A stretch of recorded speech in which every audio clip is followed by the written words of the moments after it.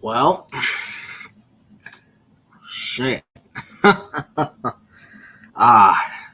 Just coming on here very quickly. Wrap up this day for the Falcons. Got the Sunday night game on. Wrap up this day for the Falcons. StreamYard link is there. Anyone wants to join and take this, really anywhere. Kind of like how we did last Sunday. We can. If not, you know, look, it was a tough loss today. I don't think anyone's going to deny that. But at the end of the day, here's the one thing I'll say. I'm going to start it off with. The Falcons fans that are going to overreact you're always going to have those Falcons fans that are overreacting and are going to say the season's over 1 week after these same fans were talking about the Falcons are making the playoffs. Now, I'm going to get into that in a second. However, what I personally believe is, do not overreact. It's just one game, and we're still in pretty good position when you think about it long term. With that being said, it was a tough game today to watch, particularly the defense. This looked like the same exact defense we had from 2018, really, through 2021. And that's the defense that, it resembled today. Now, part of that was because AJ went out early, Hayward's on IR, D. Alford. You can maybe say those are our three best corners right there. Oliver, really, I didn't see him let up any big plays. I'm sure he let up one or two that I didn't notice, but it felt like Oliver, he did all right, but that's probably really the only bright spot in the secondary. Everyone else, which look, our secondary was a JV secondary, and, was it related to injuries? Yes, but also it's related to this is a next man up sport. And clearly we did not have someone who could hang with the receiving core that Cincinnati had. Tyler Boyd absolutely went off. Jamar Chase went off. T. Higgins, although he didn't get a touchdown, he still went off for some big catches. Hayden Hurst had some catches against us. I didn't really notice Joe Mixon. I know he had the touchdown, and it looked like he was running all right.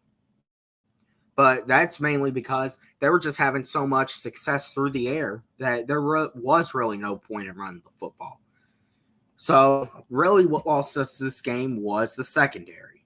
And the fact that, we were able to get pressure on Burrow, but it just was not at a consistent pace. Grady made some good plays. D'Angelo Malone got his first sack, but it just was not enough. We could not hang at all with the receiving core that Cincinnati put out there. As far as the offense goes, I'm going to give Marcus Mariota the benefit of the doubt here. That's what I'm going to give him. 8 for 13, only 130 passing yards, 140 passing yards, maybe a little more. Touchdown to Damiere Byrd, an absolute bomb before halftime, but number one, he was on Eli Apple. Number two, that's really the only big play we had on offense today. We ran it pretty all right with Algier. Huntley got some carries. Mariota had one or two nice runs, but other than that, really wasn't able to get it going with his legs. So, it was a very, very tough day for us overall. But still, as I said, the season's not over. The season's far from over, if we're just looking at the division. But one thing I will get on Marcus Mariota for is you have to get Kyle Pitts and you have to get Drake London involved. We've been saying it all season. We're saying it again, and we'll probably continue to say it looks like. Every week we think there's always the possibility Drake London, Kyle Pitts, they get involved. It does not happen. Because let's face it, we are relying too much on the run. That is what we're doing. We are relying too much on the run game to carry this offense, and you just can't do that. You have a running game to set up play action. Now, one thing I will say, they were doing some play action today, and that's where really, and I said this throughout the stream, I'm going to say it again. You see, now there's no issue with this, but you see that the guy that Mariota does have some chemistry with, the receiver that it seems that he has the most chemistry with, and he's given the most looks to, is Olamide Zaccheaus. That is the guy they seem to be getting involved the most. It is not Drake London. It is not Kyle Pitts. It's Olamide Zaccheaus. And look, Zaccheaus has come a long way ever since he was a rookie, an undrafted rookie. You have to give him credit, but he is not the best weapon for us. We are not using Kyle Pitts. We're not using Drake London. We're not giving them looks. And it's that simple, and it has to change because we really have not reached our full potential on offense yet, and we're not going to. We're going to have to continue to rely on getting out to a fast start and hoping that the running game holds up throughout for us to win football games. That's just not how you can do it. We got out to a fast start last week against San Francisco, and Mariota, he ran the ball well, made some nice throws, and played the best game we did in a couple years. But you really honestly see that you have to get Kyle Pitts and Drake London involved, and it is hurting our offense that we are not. If we do want to look serious in December, and if we get there mid to late January, we're going to have to get those two involved. It's that simple. That is my biggest takeaway from this game. 18 yards between those two in total, when those are your first-round picks from the last 2 years. Arthur Smith and Terry Fontenot's first two first-round picks, both wideouts, because let's face it, Kyle Pitts, even though he's a tight end, he can really play all over, which is another thing. We have other tight ends on this roster for a reason. For Kyle Pitts to be your gadget type guy that you can put in the slot, you can put out wide. And we're not doing it. And it's really, honestly, kind of, I feel like, holding us back. Now, with that being said, we still are in a good position in the NFC South because the Tampa Bay Buccaneers, Lord and behold, absolutely got embarrassed by Carolina today. 21-3. The Panthers, honestly, probably, if any Panthers fans want to pop in, because we're facing Carolina next Sunday, and I'm going to have a video up. That was probably Carolina's biggest win as a team since when they won the NFC Championship, like 6-7 years ago. Probably their biggest win. Beating Tom Brady at home in a season where basically the only thing you're looking forward to is if you get the number one pick or not, and you beat Tom Brady at home. You got to give kudos to the Panthers. But with that being said, they're coming to town next Sunday. And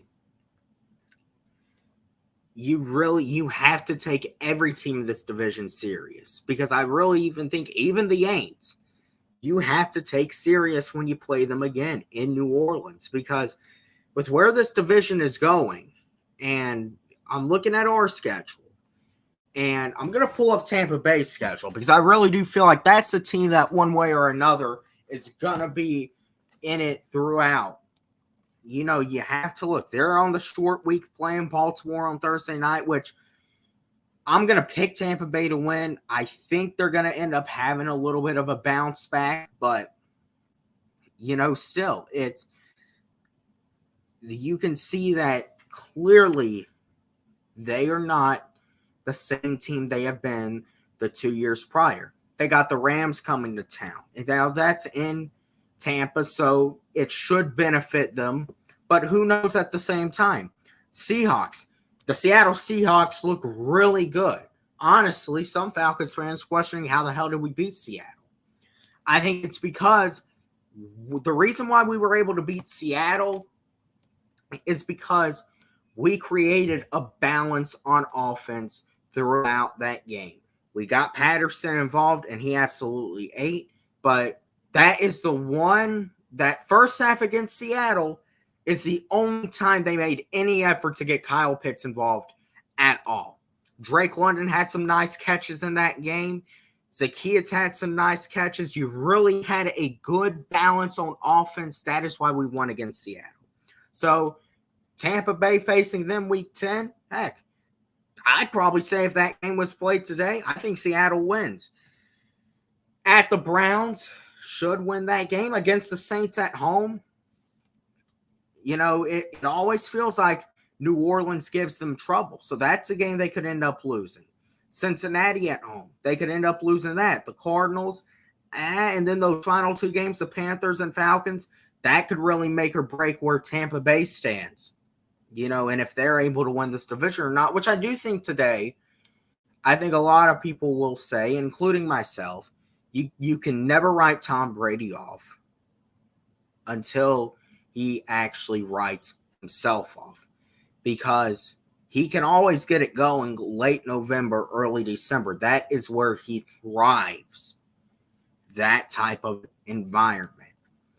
But with that being said, you can still see one way or another, this is not your same Tampa Bay team that we have seen the past 2 years with Tom Brady. It's just not, which is why the NFC South is the worst division in all of football. Because, first of all, I think it's the only division where every single fucking team is below 500.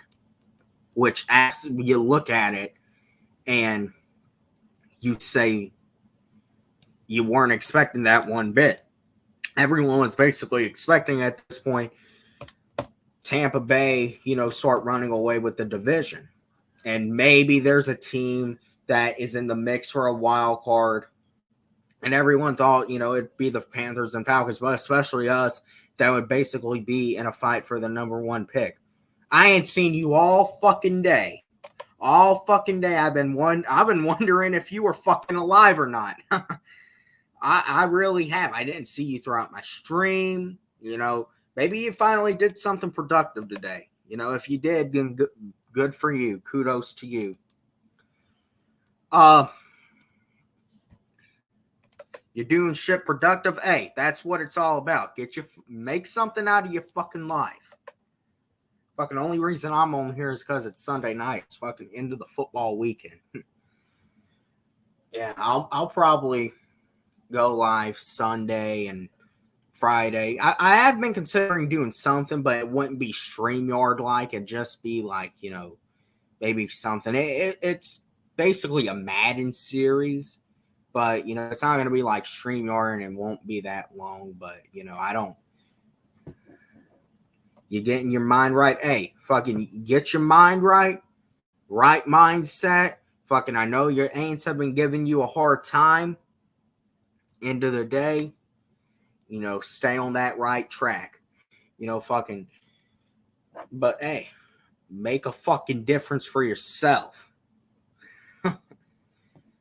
Hey, at least I was able to make the stream worth a little something. Anyways, this NFC South really does look like at this point, if Tampa Bay, we just listed those games and we said Tampa Bay could win a lot of those games, but Tampa Bay should have won.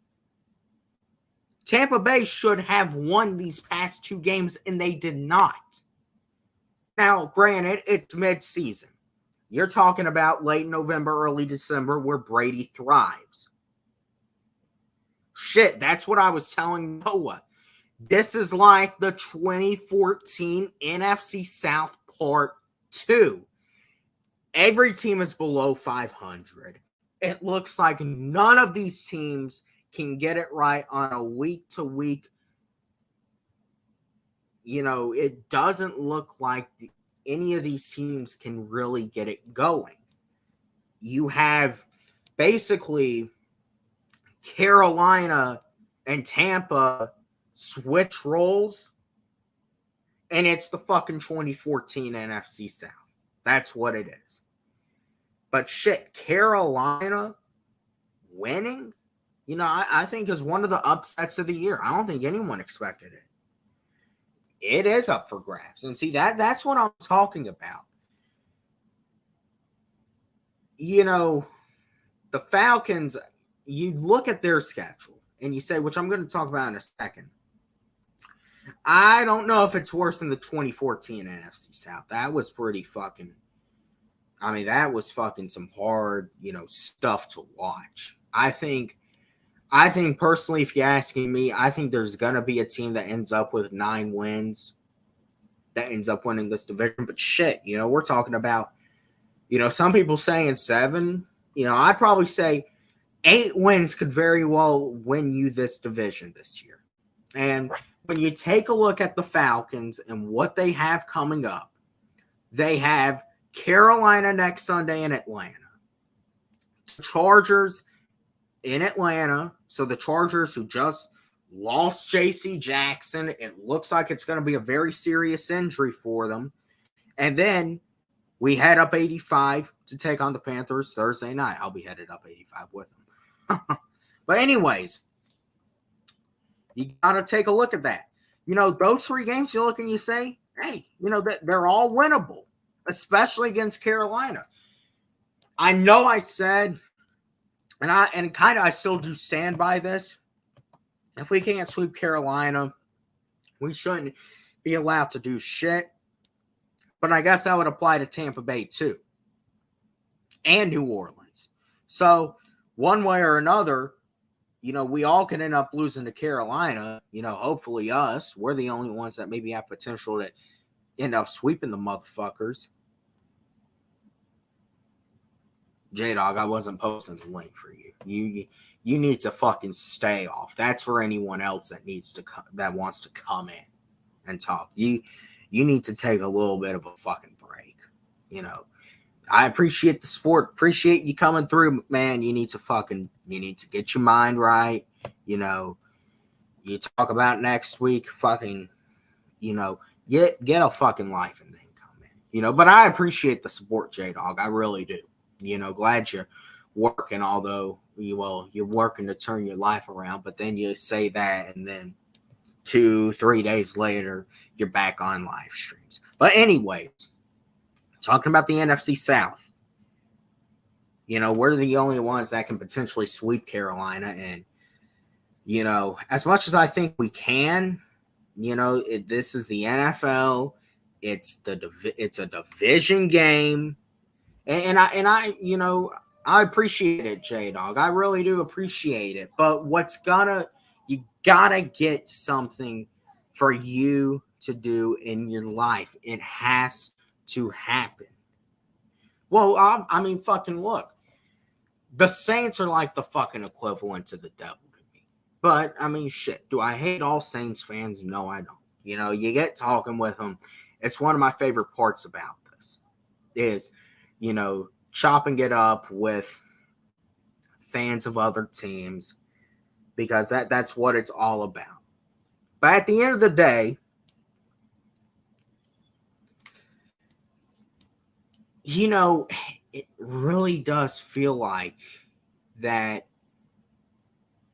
whoever wins this division will probably be the worst team in the playoffs, but at the same time, it's the playoffs. But we can't even talk about that. We got to figure out who's winning this division first.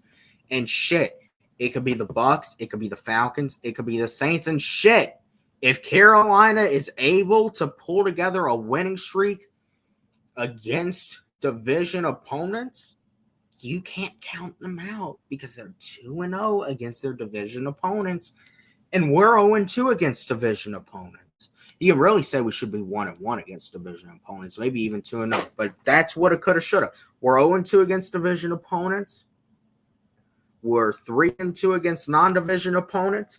It's time we fucking get our first win in the division this Sunday. Honestly, I don't think anyone can imagine any team from the NFC South other than Tampa Bay making the playoffs. But shit, someone's winning this division.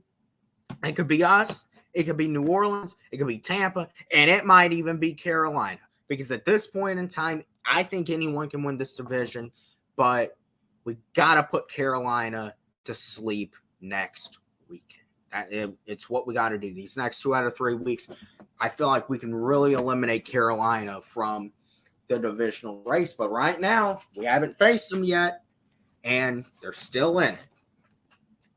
So, but I feel like next week, obviously, you hope it's not serious with AJ and he can be day by day and hopefully suit up because, DJ Moore, he looked like a beast out there today. We know that's going to be their go-to guy with them trading with McCaffrey.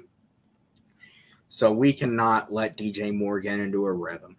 I do think Alford should be back next Sunday. But I still feel like we really got to go out and find someone off the street, sign the best possible fucking available corner there is.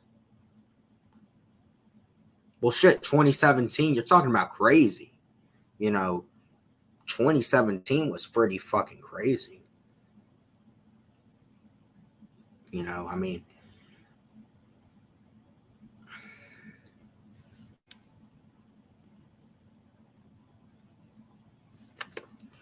It was us, Carolina, and you guys ended up winning the division, but that was a tight race. So, but one way or another, you got to look at it from this standpoint. Don't overreact. We're still in it. See how next week goes. If we beat Carolina next week, I feel like that definitely increases our chances. If we lose to Carolina next week, it definitely hurts our chances. But, you feel like we should beat Carolina, but you really don't know. As always, it's felt like for the past few years, we've been able to beat Carolina in Charlotte, and they've beaten us in Atlanta. So you really got to hope as a Steelers score a touchdown here. You talk about a challenge, J-Dog. What are you talking about? A challenge? A challenge to win the division? Okay, sure, you didn't win it last year. You failed that challenge. Yeah, your challenge came 2 years ago. And, you won the division a couple of years ago, but you couldn't beat Brady in the playoffs. Now, talking about the future of this division, when Brady, because let's face it, this is going to be his last fucking year. I think he knows the writing is on the wall, and I think the whole league knows the writing is on the wall for him. Tampa Bay, once he is gone, is going to be forced to go into a little rebuild stage. With everything that they've invested around him, they're going to have to go into some rebuild stage. The Saints, I believe, could be, it's either this year is the year or next year it's where they're going to absolutely bottom out. And they're on the cusp. Their rebuild hasn't even started yet. But their rebuild they are on the cusp of a full-blown explosion and rebuild. That's what New Orleans is on the cusp of. And Carolina, it looks like with the draft picks they're accumulating and they're trying to get, that they could be able to turn around a little sooner than everyone thinks. However, you don't know. You got to see who the hell they draft and how those draft picks perform. So, we really are the only team that looks like is trending up in this division. But, look, we're in the thick of, an unclear battle, for who is going to win this division right now. So, as far as quarterback goes, well, okay, we're rebuilding, but our rebuild, we're really on the, back end of our rebuild. So, our rebuild really, it's in a year or two, it should be over with. We should be winning this division. I think next year we definitely should. But hey, right now, every team it feels like is in it for this division. Now, obviously, Carolina's the least likely to win it, but you don't know where this division is going. You're talking about what? It's the end of week 7. By Thanksgiving, Tampa Bay could have completely turned it around. Maybe we're hovering in the wild card race, and Carolina and New Orleans, they've, bottomed out at the bottom of the division. Maybe, and by the end of week 12, maybe we're leading the division. Maybe the Saints get it turned around. Or maybe it's still that shitty fucking division that it is right now, and every team is only like a game or two back within each other, and the two teams tie for the division lead are, either just right at 500 or a game under 500. We don't know where this is going, but one way or another, it's good to know that, the Falcons, we are in it and we are battling. Now, whoever wins this division, they go to the playoffs, let's be honest. They probably should be a first round exit, but it's the playoffs. And whoever wins this division, obviously they're going to have the home playoff game. So, you also got to take that into account. I remember the NFC East a couple of years ago. Actually, it was like 2 straight years. The division winner of that. One year it was Philadelphia, and the other year it was Washington, I think it was. Yeah, Washington won in the COVID year. Philadelphia won the year before. And both of those teams absolutely sucked ass. And, they were first round exits. The NFC South in 2014, Carolina, shockingly, ended up actually winning their home playoff game in 2014. But I want to say they got their asses kicked by Seattle the next week. And then, what was it, like 2010, 2011? It was the Seahawks that won the NFC West, because that was when the Beastquake happened. Well, J-Dog, y'all are about to be in fourth for a while. Because, you guys, you want to talk about who's in the worst shape in this division? It's you guys. Because, that's the other thing. Peyton absolutely fucked you guys over. He realized the mess that he made, and he's like, oh, I'm out. Peace. Fucking, he didn't want any part in fixing the mess that he created, which is hilarious. And you talk about you're at fourth. You're going to be at fourth in the next couple years. Maybe Tampa Bay, once Brady leaves, bottoms out.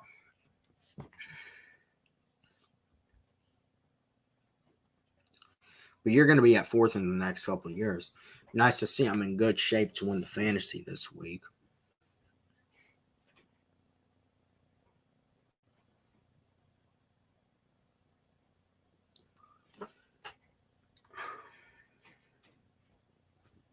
But, it's, we're getting at that point of the season where things really start to heat up here in about 3 or 4 weeks. Thanksgiving's about a little over, like right at a month away, So,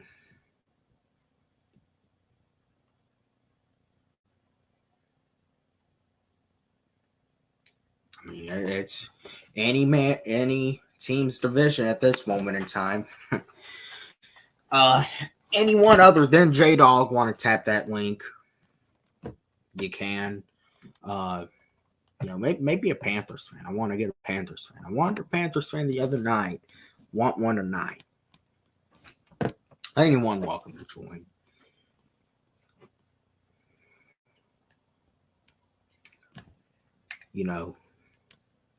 Just was gonna come on here, talk about the game. You know, tough loss. You know, any loss is a tough loss. I haven't fucking said this. Shout out to Dashy. Dashy is a great fucking dude. I said one of the best fans. I've seen CPG around. I've seen him around. He was in my stream the other night. My game stream. I've seen CPG, but yeah, I don't. Well, and Camel Toast does his own thing. But yeah, what the fuck is J-Dub?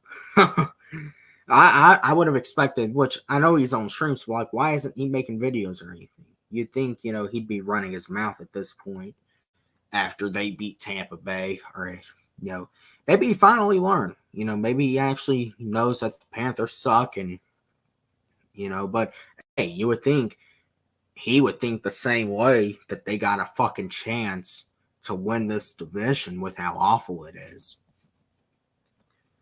But hey,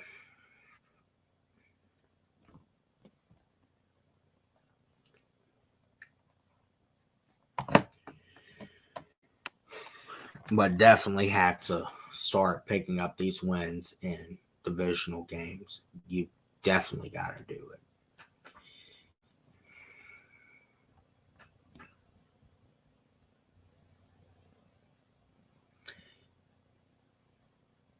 Oh, shit, J-Dog. I don't know where the fuck they are. You know, I don't know where they are. You know, I know I'm spamming that link, but there's that link again for any particular Panthers fans. You know, maybe CPG, maybe J-Dub. Oh yeah, they started 3-0 last year, and you know, especially J-Dub was acting like they were gonna go on some deep playoff run. Lord behold, how that fucking season turned out.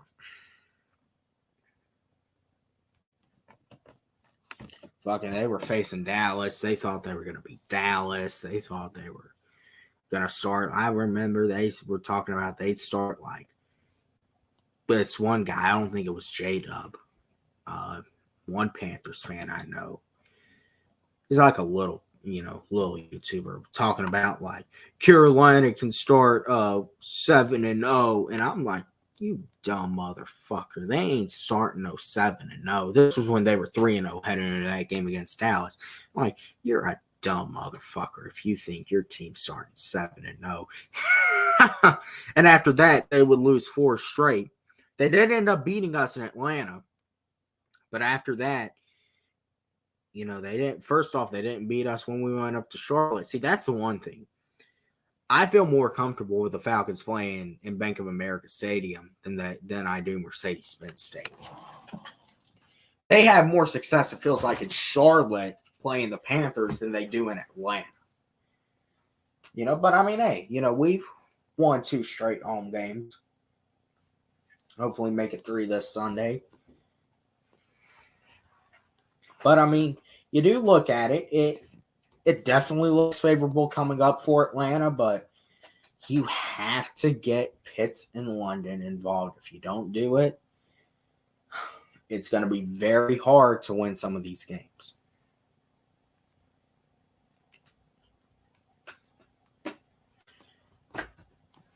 All right, J-Dog, let me tell you this. Me personally, there's 31 other teams. I hate your fucking team, obviously. Guess you could say I got some hate for Carolina. Got some hate for Philadelphia because they've broken my heart in the playoffs a couple times. Dallas, everyone fucking hates Dallas.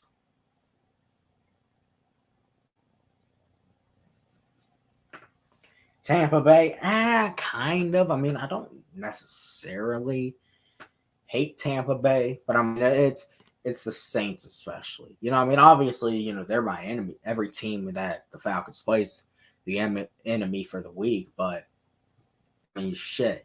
You know, I don't hate Cincinnati. I don't hate.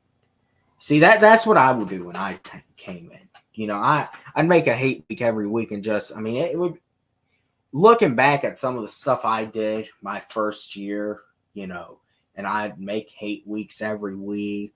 When first off, I didn't have true hatred. I was just fucking pulling shit out of my ass to see if it would stick at all. And, it fell fucking flat.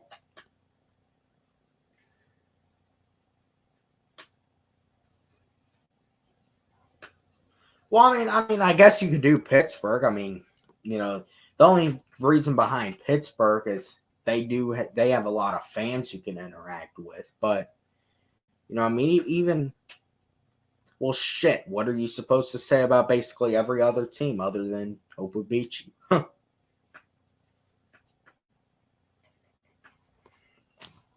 So,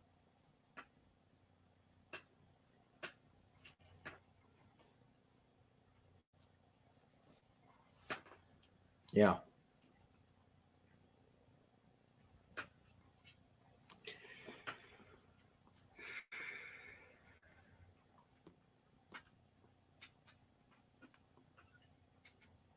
Fucking, what do we got tomorrow night? The Bears and Patriots. I might not even fucking watch that game. Well, I might watch the game, but it won't be no good. Fucking, it'll probably. I see New England probably winning either in a blowout or some 13-9 type defensive ball game. That's what I see.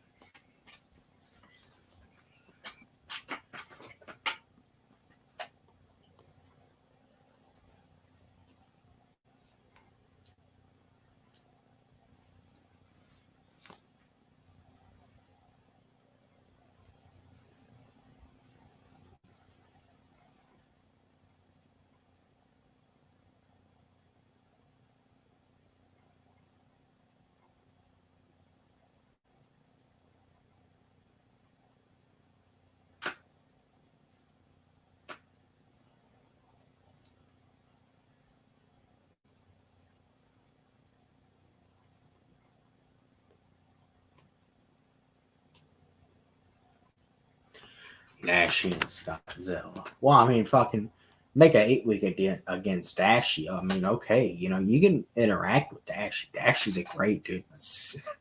Make an 8-week against Scottzilla. Fucking try to do something with Cattle Dog, if anything. Don't go after Scottzilla. I don't got anything against Scottzilla. Scott does his own thing, but shit. That's your top guy to go after.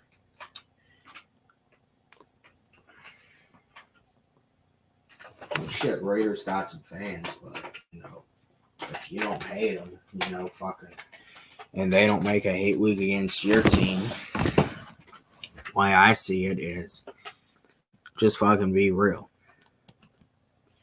Be real, fucking do what you do.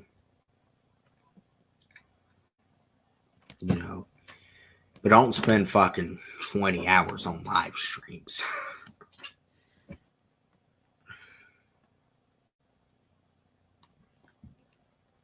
Why would you go after real shit? Like, what's the purpose of it? Like, okay, I guess, if he goes after you, then okay. But, even with that,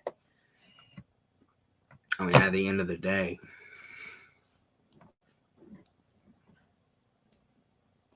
I guess it is what it fucking is. Let's see, halftime, Dolphins lead Steelers 16-10. Fucking Chiefs blew out the Niners today. I guess you got that. He's an easy target, but to be fair, you are too. Hold on, let me get that. Yeah, you guys fucking are struggling like hell this year. Fucking Aaron Rodgers can't get shit going. Fucking, you can tell he misses Devontae Adams. I really haven't kept up with you guys. Our offense, shows that they can be pretty good, especially our running offense. Still, It's you can get production out of them any day of the week, but we definitely it's not even about receivers dropping balls or anything like that. It's just we got to get a passing offense going, and that all starts with Pitts and London.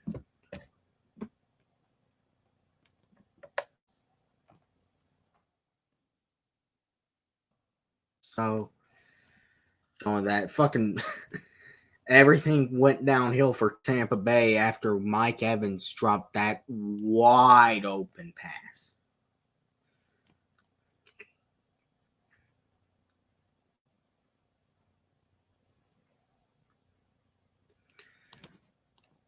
Fucking no one would have caught Mike Evans. Fucking Mike Evans could have went to uptown Charlotte and he still would have had no one covering him, and he still managed to find a way to drop that football.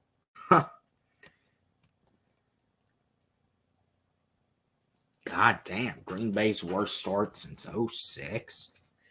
I thought they started fucking worse, and well, no, they didn't. I think they did like a game or two better in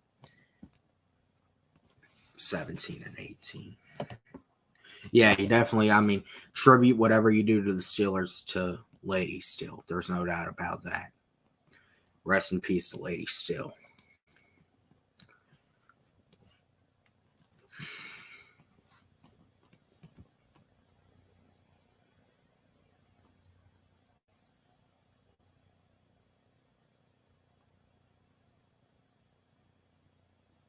Fucking look at that white right there. Had a wide open dude.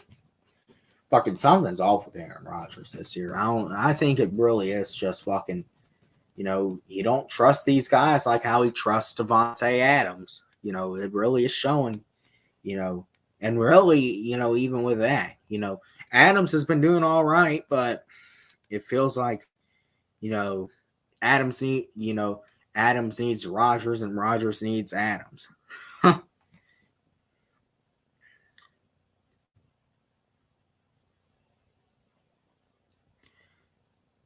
Yeah, Lady Steele was fucking great. You could always talk football with her.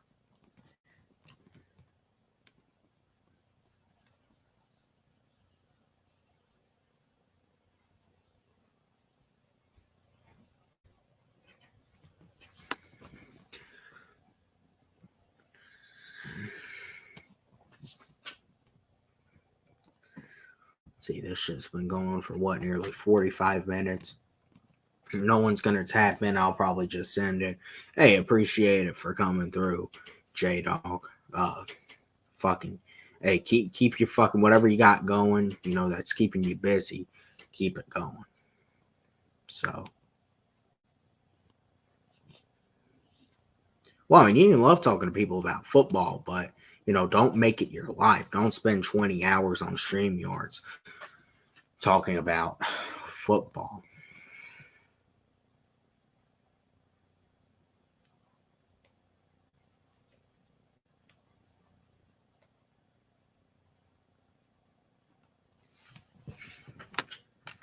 Right.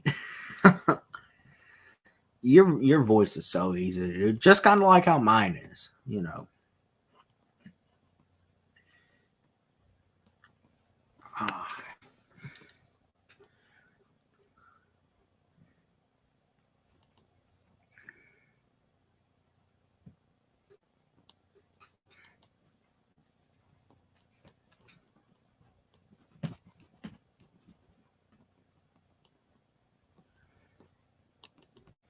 halftime of this game.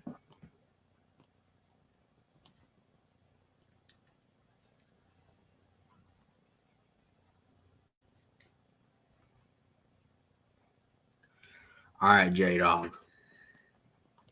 Great talking to you about football. Making your fucking day, I guess.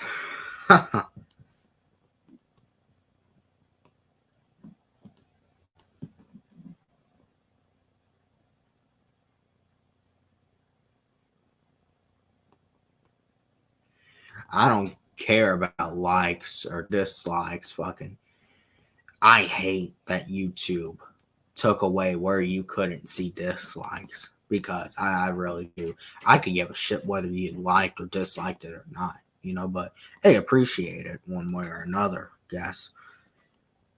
But fucking, likes are good and all, but fucking the dislikes show you that fucking you shows you that I think dislikes actually make you worth something more than likes, because it shows you fucking you're actually living rent free in people's heads to the point that they fucking dislike every single piece of your content. Like they're just waiting for that notification to dislike, and I think that's fucking great. Hate that YouTube took that away. I feel like everything's fucking gotten weak today. Fucking, you can't hurt anyone's feelings. Don't hurt his feelings or you're gonna get banned. Fuck you. So, yeah. Yeah, so, anyways, I'll probably get off of here. Anyone want to tap that link? Give you about another second or so.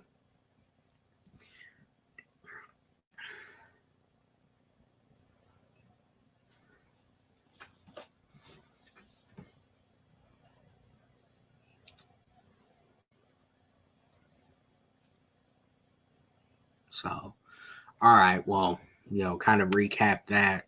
Talked about the NFC South. Fucking loyal companion came through. Shout out to J-Dog, man. We fucking dog him and all, but, you gotta say, he does rep the Saints. You gotta give him credit for that. He'll always come back. He clearly has some passion for this. I don't know why you have a passion for YouTube so much, but one way or another, starting to heat up. At this point in the season, feels like the season is going by way too fucking fast. With that being said, this is RUA. I'm out.